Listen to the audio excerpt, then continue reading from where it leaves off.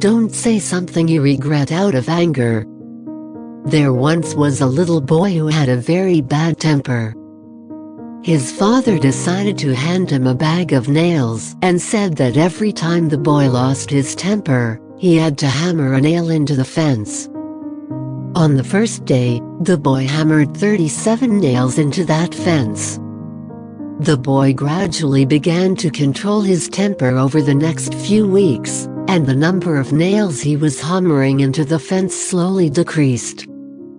He discovered it was easier to control his temper than to hammer those nails into the fence. Finally, the day came when the boy didn't lose his temper at all.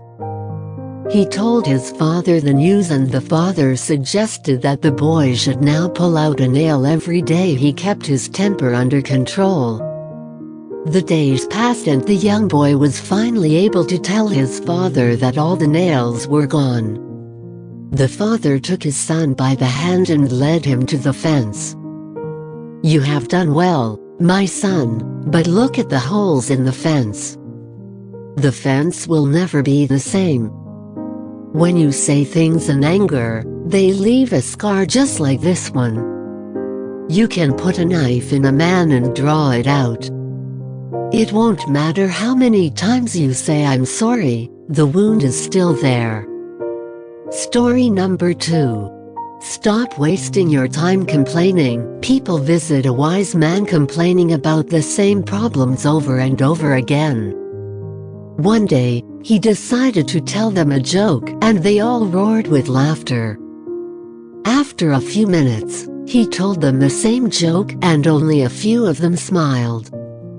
Then he told the same joke for a third time, but no one laughed or smiled anymore.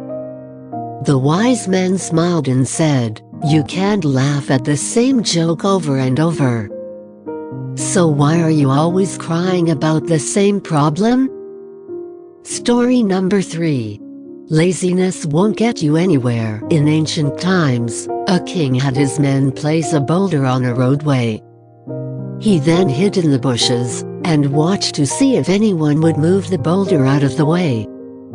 Some of the king's wealthiest merchants and courtiers passed by and simply walked around it.